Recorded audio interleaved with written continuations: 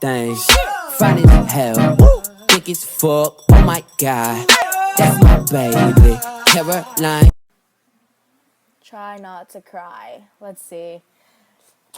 Let's see if I can do this. Did a show and spent the check on my mama. When I go and vacay, I might run out the... When I was a kid, Oh my gosh. I used to think that pork chops and karate chops were the same thing. I thought they were both pork chops. And because my grandmother thought it was cute, and because they were my favorite, she let me keep doing it. Not really a big deal. One day, before I realized fat kids are not designed to climb trees, I fell out of a tree and bruised the right side of my body. I didn't want to tell my grandmother about it because I was scared I'd get in trouble for playing somewhere I shouldn't have been. A few days later, the gym teacher noticed the bruise and I got sent to the principal's office. For a bruise. From there, I was sent to another small room with a really nice lady who asked me all kinds of questions about my life at home. I saw no reason to lie. As far as I was concerned, life was pretty good. I told her whenever I'm sad, my grandmother gives me karate chops. This led to a full-scale investigation. And I was removed from the house for 3 days until they finally decided to ask how I got the bruises. News of this silly little story quickly spread through the school and I earned my first nickname, Pork Chop. To this day, I hate pork chops. I'm not the only kid who grew up this way. Okay. Surrounded by people who used to say that rhyme about sticks and stones. As if broken bones hurt more than the names we got called, and we got called them all. So we grew up believing no one would ever fall in love with us. That we'd be lonely forever. That we'd never meet someone to make us feel like the sun was something they built for us in their tool shed. Why is So this broken me? heartstrings bled the blues as we tried to empty ourselves so we would feel nothing. Don't tell me that hurts less than a broken bone. Fuck, this got deep like That way ingrown fast, life is okay. something surgeons can cut away. That there's no way for it to metastasize, it does. She was 8 years old. Our first day of grade 3 when she got called ugly. We both got moved to the back of class so we would stop getting bombarded by spitballs. But the school halls were a battleground where we found ourselves outnumbered day after Oh my wretched day. gosh, We used to okay. stay inside for recess because outside was worse. Outside we'd have to rehearse running away or learn to stay still like statues, giving no clues that we were there in grade 5. They taped a sign to the front of her desk that read, "Beware of dog."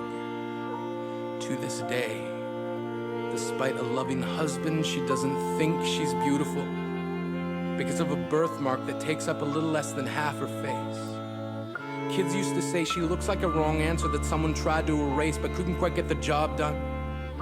And they'll never understand that she's raising 2 kids whose definition of beauty begins with the word mom. Because they see her heart before they see her skin. Because she's only ever always been amazing.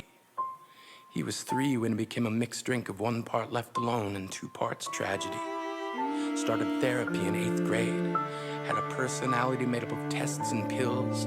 Lived like the uphills were mountains and the downhills were cliffs. 4/5 suicidal, a tidal wave of antidepressants, and an adolescence being called pauper. 1 part because of the pills, 99 parts because of the cruelty. He tried to kill himself in grade 10 when a kid who could still go home to mom and dad had the audacity to tell him, "Get over it." As if depression is something that can be remedied by any of the contents found in a first aid kit. To this day, he is a stick of TNT lit from both ends. Could describe to you in detail the way the sky bends in the moments before it's about to fall. And despite an army of friends who all call him an inspiration, he remains a conversation piece between people who can't understand. Sometimes being drug-free has less to do with addiction and more to do with sanity. We weren't the only kids who grew up this way. To this day, kids are still being called names. The classics were "Hey Stupid," "Hey Spaz." Seems like every school has an arsenal of names getting updated every year. And if a kid breaks in a school and no one around chooses to hear, do they make a sound? Or they're just background noise from a soundtrack stuck on repeat when people say things like "kids can be cruel"? was a big top circus tent, and the pecking order went from acrobats to lion tamers, from clowns to carnies. All of these miles ahead of who we were freaks. Relatable. Lobster claw boys and bearded ladies. Oddities This is juggling really depression deep, and guys. loneliness, playing solitaire, spin the bottle, trying to kiss the wounded parts of ourselves and heal. But at night, while the others slept, we kept walking the tightrope. It was practice, and yes, some of us fell. But I want to tell them that all of this is just debris left over when we finally decide to smash all the things we thought we used to be. And if you can't see anything beautiful about yourself, get a better mirror, look a little closer, stare a little longer, because there's something inside you that made you keep trying despite everyone who told you to quit. You built a cast around your broken heart and signed it yourself. You signed it. They were raw, because maybe you didn't belong to a group or a clique. Maybe they decided to pick you last for basketball or everything. Maybe you used to bring bruises and broken teeth to show and tell but never told. Because how can you hold your ground if everyone around you wants to bury you beneath it? You have to believe that they were wrong. They have to be wrong. Why else would we still be here? We grew up learning to cheer on the underdog because we see ourselves in them. We stem from a root planted in the belief that we are not what we were called. We are not abandoned cars stalled out and sitting empty on some highway. And if in some way we are, don't worry. We only got out to walk and get gas. We are graduating members from the class of We Made It. Not the faded echoes of voices crying out names will never hurt me. Of course, they did. But our lives will only ever always continue to be a balancing act that has less to do with pain and more to do with beauty. Wow. Okay. Wow. That was deep. Okay. Thank you. Thank you guys for watching. Okay. Oh my gosh, I'm gonna make the outro later. Bye.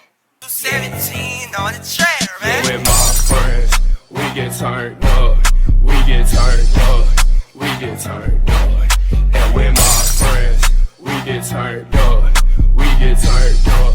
We get turned up. Hey, this young. We get turned